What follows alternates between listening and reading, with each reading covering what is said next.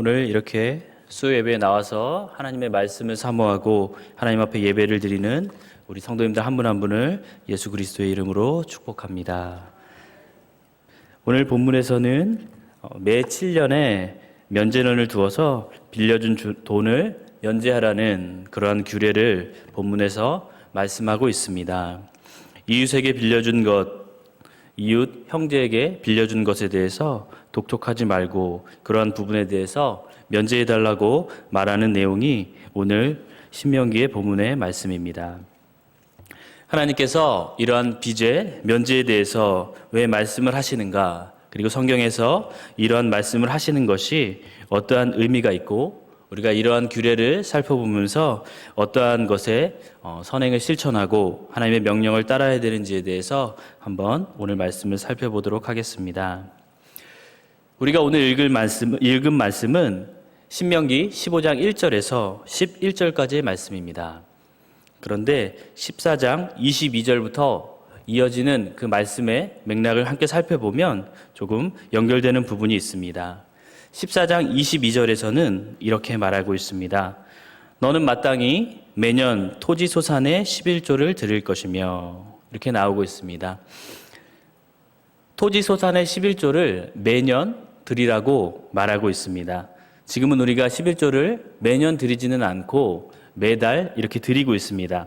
그러나 당시에는 농사를 짓거나 목축을 하였기 때문에 매달 수확을 하는 것이 아니기 때문에, 그리고 이때 상황이 그런 상황이 아니기 때문에 농사를 지어서 1년에 한번 이렇게 하나님 앞에 나가서 제사를 드린다거나 혹은 첫 새끼 양이라든가 소를 하나님 앞에 드리게 되었습니다. 그래서 매년 소산의 11조를 하나님 앞에 드린 것입니다.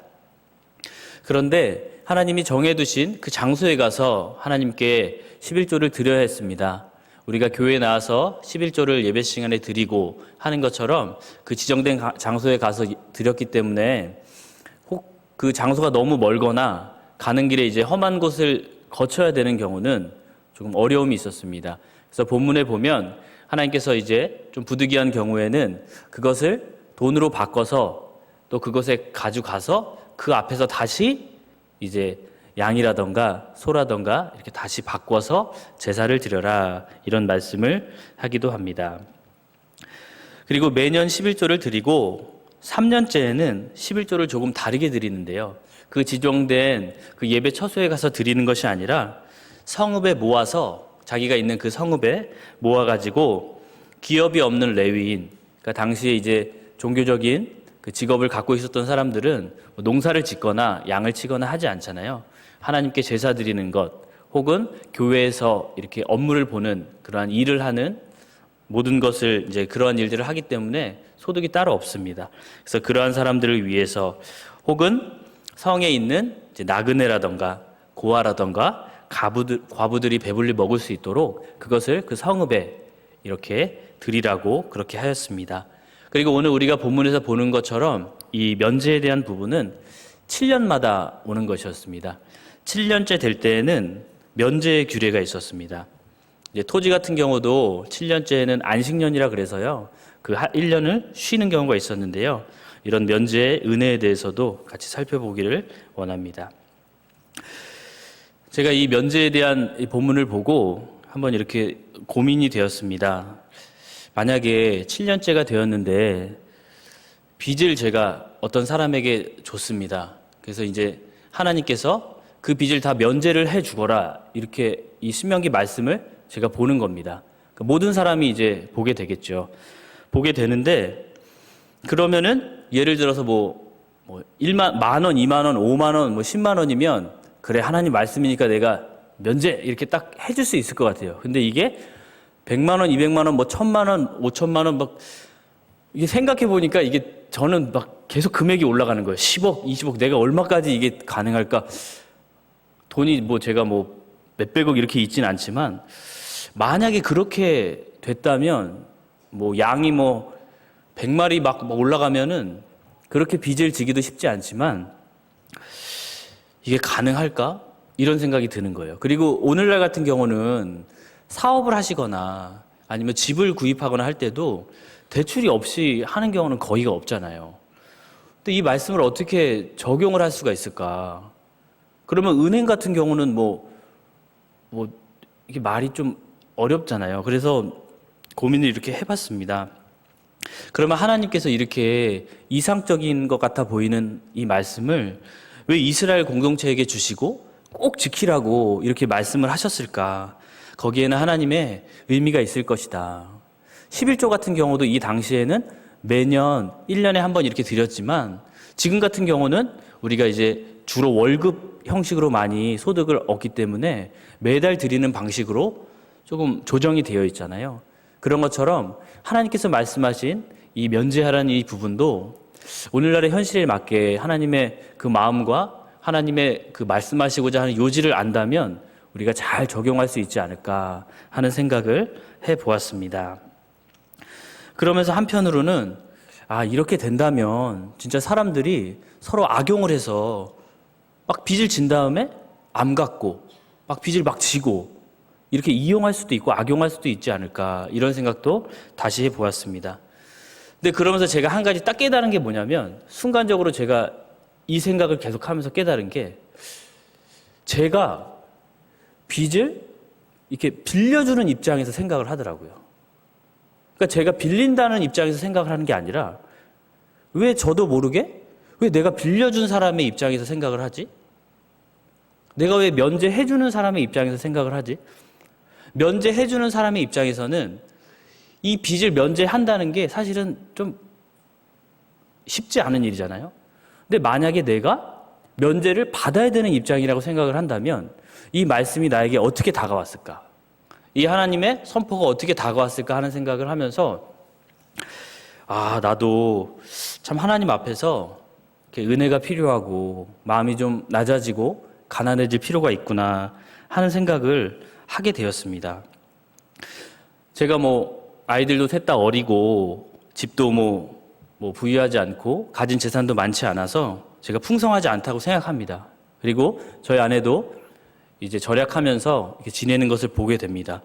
우리 성도님들 한 분 한 분도 아마 그 허리를 졸라매 가면서 이렇게 하루하루 지내가고 특별히 요즘 같은 어려운 시절에서는 더욱 그러한 분들이 많을 거라고 생각을 합니다. 그럼에도 불구하고 저 자신을 보면서 생각했던 건 내가 여전히 이 면제를 받아야 하고 은혜가 필요하고 도움이 필요하고 긍휼과 자비가 필요한 사람이라기보다는 내가 그것을 베풀어야 하는 사람인가 하는 그러한 가진 자의 마음이 좀 있다는 생각을 한번 해보게 되었습니다. 마태복음 18장에 보면 예수님께서 조금 비슷한 떠오른 비유가 하나 있는데요. 예수님께서 어떤 비유를 말씀을 해주시는데요. 어떤 한 사람이 큰 빚을 지게 되었습니다. 이제 갚을 수가 없을 만큼 큰 빚이었기 때문에 갚을 수가 없는 거예요. 그러니까 도저히 큰 빚을 갚을 수가 없으니까 방법이 뭐가 있겠습니까? 어떻게 갚겠습니다. 이런 말도 사실은 이제 소용이 없는 거예요. 갚을 수가 없어요. 너무 큰 빚이에요. 그러니까 그냥 방법이 없죠. 좀 봐달라는 말밖에 할 수가 없는 거예요. 왜냐하면 지금 같은 경우는 빚을 진다고 해서 종으로 팔려가거나 노예가 되거나 이러진 않잖아요. 어떻게 파산 신청을 한다거나 재생을 한다거나 여러 가지 사회적으로 사람을 완전히 이제 사회적으로 매장까지는 가지 않지만 이때 되면 여기 본문에 보면 자기만 종으로 팔려가는 게 아니라 가족들까지도 이제 팔려가게 생긴 거예요. 그러면은 할 수 있는 방법이 없잖아요. 그냥 용서해 주십시오. 제발 용서해 주십시오. 제발 봐주십시오. 이 말밖에 할 수는 없는 거예요. 네. 근데 이제 거기 본문에 보면 이렇게 말씀을 하세요. 그 빚을 져준 그 주인이 불쌍한 마음이 들었다고 그러거든요. 이 사람이 용서해달라고 하니까, 제발 용서해달라고 하니까 불쌍한 마음이 들었던 거예요. 그래서 불쌍한 마음이 들면 사람이 어떤 그런 그 자비의 마음이 생기게 되잖아요. 그러면서 용서를 해 주었던 겁니다. 그래서 이 사람이 은혜를 받은 거죠. 사실은 큰 은혜를 입은 거죠. 씻을 수 없는. 그러면서 나왔는데 누구를 만났냐 하면 자기한테 갚을 수 있을 만한 크지 않은 그 빚을 진 사람을 만난 거예요. 그 사람을 만나서 빨리 갚으라고 이렇게 한 겁니다. 안 갚으니까 은혜를 모르고 감옥에 가둔 거예요. 네. 근데 그걸 옆에서 이제 동료들이 보다가 너무 괘씸하잖아요. 예. 이 사람 하는 행동이 너무 괘씸하니까 다시 가서 그 주인한테 얘기를 한 겁니다. 그러니까 그 주인이 다시 불러서 어떻게 그럴 수가 있느냐. 내가 너에게 갚을 수 없을 만큼 큰 은혜를 그렇게 주었는데 너는 그렇게 무정하게 무자비하게 할 수가 있느냐 하면서 그 사람도 옥에 갇히게 되는 그 내용이 마태복음 18장에 예수님의 비유로 나오는 것을 보게 됩니다. 그러면서 탕감해주고 면제해준다는 게 이것이 자비의 마음이고 용서의 마음이구나. 이것이 은혜구나 하는 생각을 하게 되었습니다. 불쌍히 여기는 마음이 없으면 이게 용서가 되지 않고 봐줄 수가 없구나. 은혜를 줄 수가 없구나 하는 생각을 했습니다. 성경 이제 특별히 구약의 말씀을 보면 하나님께서는 우리에게 이걸 지켜라, 저걸 지켜라, 특별히 이렇게 행동해라, 저렇게 행동해라 이런 말씀들이 참 많다고 보여져요. 신약에서도 예수님께서 우리에게 해주시는 말씀을 보면 이렇게 해야 되고 저렇게 해야 되고 지켜야 되는 말씀들이 참 많습니다. 우리에게 많은 법이 있고 규칙이 있고 계명이 있고 율법이 있잖아요. 그런데 실제로 그것을 지킬 수 있게 해주는 건 그 법에 대한 강제력이 아니라 그 마음에서 나오는 불쌍히 여기는 마음이라던가 하나님을 사랑하는 마음이라던가 진실한 마음이라던가 우리의 마음이 움직이는 어떤 무엇이 없으면 우리가 순종하기 참 어렵다는 생각을 하게 됐습니다. 우리가 머릿속으로는 하나님 말씀이 맞지, 당연히 이렇게 해야지, 믿음으로 당연히 이렇게 살아야지 생각을 하는데 머리로만 생각할 때는 잘 안 되는 거예요. 해야지 하는데 잘 안 돼요. 몸이 편한 대로 가게 되고 왠지 그렇게 할 수 없는 이유가 우리 속에서 생각이 나잖아요. 이렇게 해야 되는 거 아는데 그래도 나도 이런 사정이 있지. 내가 이렇게 해야 되는 거 알긴 아는데 그래도 내 입장이 이렇게 있으니까 하나님도 이해해 주시겠지. 혹은 주변의 사람들도 이해하겠지. 이런 마음이 드는 거예요. 그런데 내 마음이 움직이면 내가 이걸 해야지 참 마음이 아프다. 이렇게 된다거나 하면 우리가 할 수 있게 되는 거예요.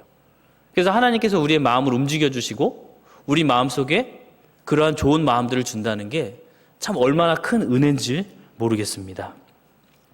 다시 신명기의 말씀을 보면 신명기 15장의 7절 8절입니다. 우리 같이 한 목소리로 7절 8절 읽어보도록 하겠습니다. 시작. 내 하나님 여호와께서 내게 주신 땅 어느 성읍에서든지 가난한 형제가 너와 함께 거주하거든 그 가난한 형제에게 내 마음을 완악하게 하지 말며 내 손을 움켜쥐지 말고 반드시 내 손을 그에게 펴서 그에게 필요한 대로 쓸 것을 넉넉히 꾸어주라. 아멘. 이렇게 말합니다. 여기서도 보면 주변에 내가 도와야 할 사람들 아니면 조금 은혜를 베풀어야 할 사람들이 있다면 마음에 대해서 얘기하는 거예요. 마음을 완악하게 하지 말라는 거예요. 마음을 막 단단하게 하지 말고 마음을 닫지 말고 그런 마음을 갖지 말고 열린 마음 그리고 이렇게 불쌍히 여기는 마음 도와주고자 하는 마음 함께 하고자 하는 마음 그러한 마음이 필요하다고 말하는 거예요. 그러한 마음이 없으면 내가 해야 된다는 걸 알아도 최소한밖에 할 수가 없는 거예요. 딱 성경에 이걸 하라고 나와 있어요. 그러면 최소한 그만큼만 하려고 하는데 내 마음이 움직여요. 그러면 성경에 이렇게 나와 있어도 내가 그렇게 할 수 있는 그 범위 안에서 최대의 것을 할 수 있는 마음이 되는 거예요. 그래서 하나님께서도 마음을 완악하게 하지 말고 손을 움켜쥐지 말라고 이렇게 말씀하시는 게 우리의 마음이 움직여야 우리의 마음이 열려야 우리가 하나님의 뜻에 순종할 수 있고 선행을 할 수 있고 믿음의 삶을 바르게 살 수 있는 것이거든요. 그래서 하나님께서 이 신명기 본문에서 말씀하시는 면제라는 의미는 우리의 것을 받지 말라는 것이잖아요.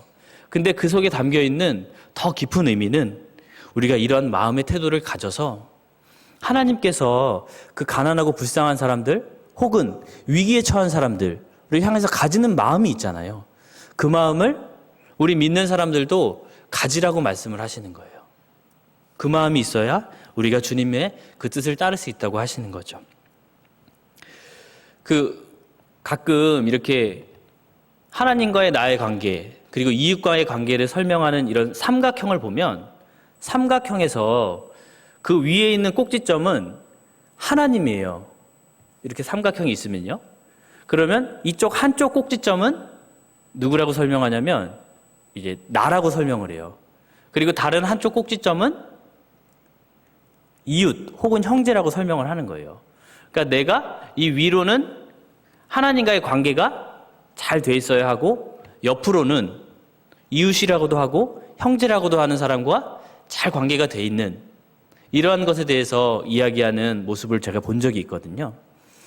그러니까 우리가 하나님을 잘 믿는 사람은 이웃이나 형제와 사이에서도 화목하고 화평한 거예요. 그러니까 예수님께서도 가장 큰 계명을 2개를 말씀하시잖아요. 내 하나님을 사랑하라. 그리고 내 이웃을 사랑하라. 이렇게 말씀하시잖아요. 그러니까 우리가 성경이 말씀하시는 게 참 이렇게 여러 가지로 연결되어 있는 걸 보면서 참 감탄이 되기도 하고 참 은혜가 되기도 합니다. 그러면서 이 위아래를 생각했을 때 우리가 하나님과 나를 생각할 때는 하나님은 우리의 아버지가 되시고 부모가 되시고 우리는 하나님의 자녀가 된다고 느끼잖아요. 아, 주님이 우리의 부모가 되시고 우리는 자녀가 되는구나 생각을 하는데 그것은 하나님을 사랑하는 측면에서 봤을 때 우리가 잘 이해하고 있는데 다른 한편으로 상대적으로 소홀하기 쉬운 건 우리의 옆에 있는 이웃을 사랑하는 마음, 그것인 것 같아요. 제가 이렇게 생각해 본 것 같아요. 하나님과 하나님의 자녀인 나, 그리고 하나님과 하나님의 자녀인 나의 이웃. 그러면 우리는 하나님의 자녀들이 되는 거죠. 하나님과의 관계 못지않게 우리 형제자매 사이에서의 관계도 참 중요하잖아요. 가정을 봐도 부모와 자녀와의 관계가 엄청 중요하듯이 형제자매의 관계도 너무 중요하잖아요. 그러니까 우리가 교회 안에서 혹은 사회에서 삶을 살면서 우리가 하나님을 바라보는 것도 매우 중요하고 절실하지만 그 속에서 우리 주변을 돌아보고 나의 옆을 바라보는 것, 그것도 참 못지않게 중요하다는 생각을 하게 됩니다. 계속해서 하나님이 우리의 마음을 열고 완악하게 하지 말라는 것은 우리가 옆을 바라볼 때, 우리가 주변을 바라볼 때 하나님께서 주시는 그 은혜와 하나님의 손길이 있기 때문이라고 생각을 합니다. 하나님께서 10절에서는 아끼는 마음, 아까워하는 마음을 갖지 말고 형제에게 주라고 말씀하시는데요. 그러면서 이렇게 말씀하세요. 그냥 주라고 하시면 우리가 줄 수도 있지만 조금 멈칫할 수도 있잖아요. 그래서 하나님께서 그 뒤에 한 가지 말씀을 더 하세요. 어떤 말씀이냐면 네가 주면 네가 하는 일, 네가 하는 모든 일, 내 손이 닿는 모든 일에 복을 주시겠다고 말씀하세요. 10절에 보면 내가 하는 모든 일, 내 손이 닿는 모든 일에 복을 주시겠다고 하시는 거예요. 하나님께서는 우리가 우리의 이웃과 형제를 향하여서 손을 펼 때에 하나님께서 우리에게 은혜를 주시겠다는 거예요. 그 은혜와 복이 우리에게 임하면 우리가 그 풍성한 것을 가지고 더욱더 도울 수 있도록. 그러니까 돕는 사람들은 더 도울 수 있는 거예요. 근데 안 돕는 사람들은 더 안 돕게 될 수도 있는 거죠. 우리가 이 하나님의 그 마음에 대해서 조금 알았으면 좋겠습니다. 그러면서 제가 생각한 게 그렇다면 원래부터 돕는 은사가 있고 섬기는 은사가 있고 이런 분들은 잘 도울 수 있겠지만 그런 것들이 좀 그렇게 잘 익숙하지 않은 분들은 좀 쉽지 않을 수가 있잖아요. 그러면서 고민을 해봅니다. 그런 경우에는 어떻게 할까요? 이렇게 생각했는데 이렇게 하면 좋을 것 같아요. 우리 주변에 보면 우리가 딱 봐도 알잖아요. 어떤 분은 진짜 주변의 분들을 잘 섬기는 분이 있고 정말 봉사와 구제를 잘 하시는 분이 있고 그리고 또 믿음으로 잘 돕는 분이 있고 누군가를 위해서 중보기도를 잘 해주시는 분이 있고 이렇게 딱 보면 우리가 알잖아요. 그래서 저도 잘 이제 못하기 때문에 이런 생각이 든 거예요. 어떻게 하면 좋을까? 그분에게 물어보면 되겠구나. 그분에게 어떻게 하는지 물어보면 되겠고 혹시라도 내가 누군가를 돕거나 섬기고자 하는 마음이 드는데 누가 도움이 필요한지 모르겠다. 괜히 도우려고 갔다가 좀 도움이 별로 필요하지도 않은데 내가 돕는 게 아닐까? 이럴 수 있잖아요. 그때 그런 분한테 물어보면 거의 10중 8구 그런 분들은 아시더라고요. 누가 도움이 필요한지를 이미 알고 계시더라고요. 그러니까 이미 돕고 계신 분들, 이미 잘 섬기고 계신 분들은 더 돕고 더 섬기고 싶은데 손이 부족해서 못 하시는 거예요. 누가 도와줬으면 좋겠는 거예요. 그래서 누가 물어보잖아요. 그러면 아우 잘 됐다. 이 사람도 도움이 필요해요. 이 사람도 손길이 필요해요. 이렇게 말씀해 주시더라고요. 그러니까 우리 안에 하나님께서 그런 마음을 주시면 우리가 좀 그렇게 나아가도 좋을 것 같고요. 우리 교회 이제 사회봉사부 담당 목사님 그리고 담당 장로님께서 참 많이 수고해 주시고 계시는데요. 그리고 우리 선교회 또 회장님이나 임원분들 혹은 속장님이나 교구장님께도 묻는다면 우리가 또 많은 부분에서 이렇게 하나님께 기뻐하시는 선행을 할 수 있다고 생각을 합니다. 제가 최근에 있었던 일화인데요. 잠깐만 나누도록 하겠습니다. 지난주에 어떤 장로님께서 저한테 이제 전화로 연락을 주셨어요. 제가 이제 참 좋아하는 장로님이신데요. 그러면서 저한테 이제 살짝 기뜸을 해주시는 것 같더라고요. 어떤 성도님이 지금 좀 위로와 이런 기도가 좀 필요하신 것 같다. 저한테 말씀을 해주시는 거예요. 그러니까 제가 이제 한편으로는 감사한 마음이 들기도 하지만 한편은 좀 부담감이 들기도 하더라고요. 어떻게 제가 이분을 좀 도와야 할까? 아니면 어떻게 조금 격려를 해드려야 될까? 이런 부담감이 드는 거예요. 그래도 장로님께서는 또 이런 부분들에 대해서 말씀해 주셨으니까 제가 또 하나님께 기도하면서 잘 해야 됐다 이렇게 생각이 들었어요. 근데 이상하게 그 이후에 계속 마음이 무거운 거예요. 뭐 밥을 먹는데도 마음이 뭔가 편하지가 않고 계속 마음이 뭔가 안절부절한 거예요. 마음이 하루 종일. 그래서 제가 웬만하면 그런 일이 많이 없는데 안절부절하겠는 거예요. 마음이 왜 이렇게 불안하지? 왜 이렇게 불편하지? 그런 마음이 계속 드는 거예요. 그래가지고 안 되겠다. 내가 뭐라도 좀 해야겠다. 뭐가 됐든 간에 잘 모르겠지만 뭐라도 해야겠다 그러면서 그 장로님 말씀해 주신 분을 생각하면서 그냥 이제 뭐 작은 거를 하나 사가지고 이제 그분 앞에 가가지고 연락을 드렸어요. 이제 마침 이제 시간이 되셔가지고 잠깐 이제 대화를 나눴는데 그분이 뭐 되게 이런저런 얘기를 저한테 해주시는 거예요. 이런저런 본인의 상황들이나 고민들을 얘기해 주시는 거예요. 그러니까 처음에는 이제 조금 이제 조심스럽게 말씀을 하시다가 계속 얘기를 하시는 거예요. 근데 제가 그 얘기를 듣는데 이상하게 점점 마음이 편안해지는 거예요. 평안해지는 거예요. 그분 말씀을 듣는데. 그러니까 그분 상황이 위로를 받아야 될 상황이고 기도를 받아야 될 상황이에요. 제가 봐도. 그리고 그 장로님도 저한테 그래서 연락을 해주셨는데 제가 그분이랑 대화를 하면서 얘기를 듣는데 그분이 어려움을 당했는데 그 얘기를 해주시고 이런저런 얘기를 저한테 해주시는데 제 마음이 평안해지는 거예요. 참 이상하죠? 그러면서 오히려 제가 위로를 받고 격려를 받고 있는 모습을 보면서 그리고 제가 이제 뭔가 진짜 작은 걸 가져갔거든요. 근데 그분이 뭘 이런 걸 갖고 왔냐 그러면서 그거를 반을 나누는 거예요. 그러더니 반을 저한테 가져가라 그러는 거예요. 근데 그게 그 마음이 뭔가 되게 뭉클한 거 있잖아요.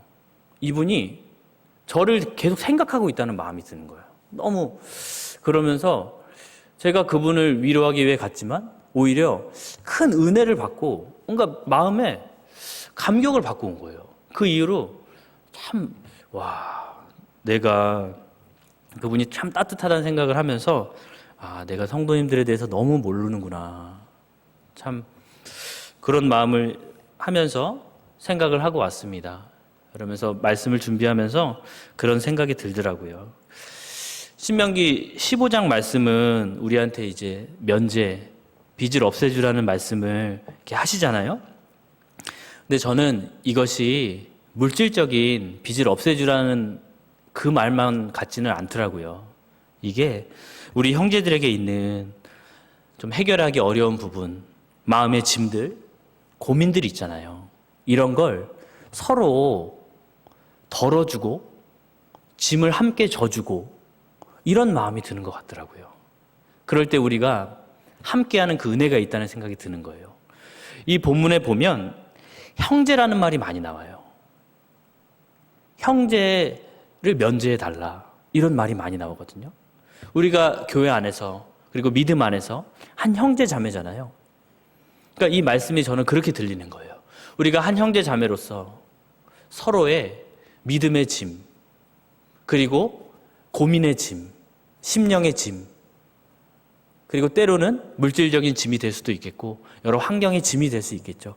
이걸 서로 나눠지라는 그런 하나님의 메시지 같다는 생각을 많이 하게 됐습니다.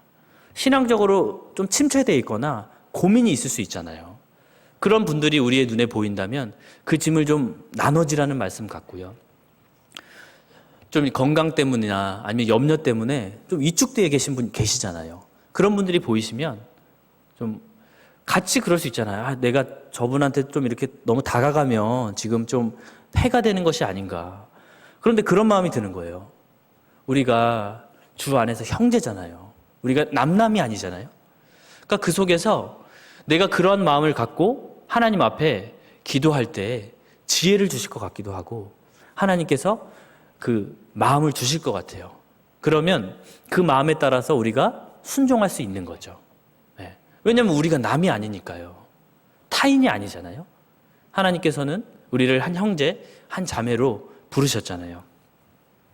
서로 돌아보고 서로 삶을 나누고 서로 배려하는 게 우리가 마땅히 해야 될 것이라는 것이죠. 신명기 15장 11절은 이렇게 말씀을 하십니다. 땅에는 언제든지 가난한 자가 그치지 아니하겠으므로 내가 내게 명령하여 이르노니 너는 반드시 내 땅 안에 내 형제 중 곤란한 자와 궁핍한 자에게 내 손을 펼지니라. 이렇게 말합니다. 땅에는 가난한 사람이 그치지 않겠다고 하는 거예요. 언제든지 가난한 사람이 있고요. 궁핍한 사람이 있고요. 곤란한 사람이 있고요. 위기에 닥친 사람이 있다고 얘기하시는 거예요. 내 주변에 그런 사람이 끊이지 않는다고 이야기하는 거예요.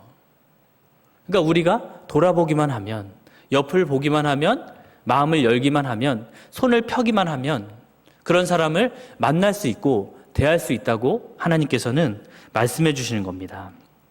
그러면서 하나님께서는 그 형제 중에서 곤란한 자, 궁핍한 자에게 다가가서 손을 펴라고 얘기하시는 거예요. 손을 펴서 우리가 어떻게 하겠어요? 다가가라는 거죠. 네.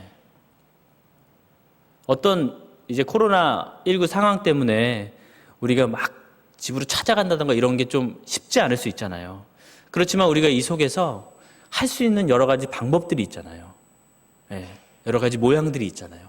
그러니까 우리가 마음이 있다면, 마음이 움직인다면 도우려는 마음, 함께 하려는 마음, 한 형제 자매로서 교회 안에서 서로 함께 나아가려는 마음, 신앙으로 바로 서려는 마음, 조금이라도 위로하고자 하는 마음이 있다면 우리의 마음속에 하나님은 방법을 생각나게 해주실 거고요. 잘 생각이 나지 않는다면 아까 말씀드렸던 것처럼 이제 우리 선교회 회장님이나 아니면 속장님이나 교구장님이나 여러 교회 정황들을 잘 알고 계시는 분에게 또한 여쭤보는 것도 하나의 방법이라고 생각합니다. 하나님께서는 우리에게 이 11절을 통하여서 말씀하시는 거죠. 내 손을 펼지니라. 손을 펴는 거예요. 우리가 펴서 나아간다는 거죠. 그 도움의 손길을 펴고 위로의 손길을 펴고 때로는 기도의 손길을 펴서 우리가 나아가는 것이라고 볼 수 있는 것입니다. 하나님을 사랑하는 것이 마땅한 신앙인의 태도인 것처럼 우리의 이웃, 우리의 형제를 사랑하는 것도 하나님께서 우리에게 주신 마땅한 신앙인의 경건한 태도인 것입니다. 이제 말씀을 마무리 짓도록 하겠습니다. 디모데전서 6장 7절을 보면 우리가 세상에 아무것도 가지고 온 것이 없음에 또한 아무것도 가지고 가지 못하리니 이렇게 말하고 있습니다. 우리가 올 때 아무것도 가지고 온 것이 없고 우리가 갈 때 아무것도 가지고 갈 수 없다고 이야기하고 있습니다. 우리가 가지고 있는 물질은 가져갈 수가 없습니다. 그런데 우리가 그 물질을 가지고 선행을 하거나 자비를 베풀면 그것을 하나님이 기억하시는 겁니다. 그러면 그것은 남는 겁니다. 그리고 우리가 누군가를 보고 기도의 필요를 보고 기도해주면 그것은 하늘나라에 남는 겁니다. 기도가 쌓이는 것입니다. 그리고 우리가 누군가의 어려움을 보고 위로한다면 그 위로는 천국의 보화로 남을 것이기 때문입니다. 우리의 경건한 삶, 신자의 삶은 이 땅의 보화를 쌓는 것이 아니라 천국의 보화를 쌓는 것입니다. 우리가 다 알고 있는 것입니다. 우리가 큰 빚을 면제해주고 큰 것을 감당하는 것은 어렵지만 우리의 삶 속에서 작은 것 하나하나라도 우리가 실천해가고 용납해주는 것은 우리가 할 수 있습니다. 우리 춘천 석사교회가 초대교회와 같은 그런 풍성한 나눔이 있는 교회, 그러한 교회가 되기를 축복합니다. 우리 교회가 이미 나눔과 사랑이 풍성한 줄 이미 알고 있습니다. 우리가 근데 더욱 나아가서 이 춘천뿐 아니라 이 나라뿐 아니라 온 세계에 사랑과 나눔이 풍성하기로 소문나는 그런 교회가 되기를 좀 소망하는 마음이 저도 들었던 것 같습니다. 그래서 그러한 풍성한 나눔과 사랑이 더욱 커지는 그러한 교회가 되기를 소망해 봅니다.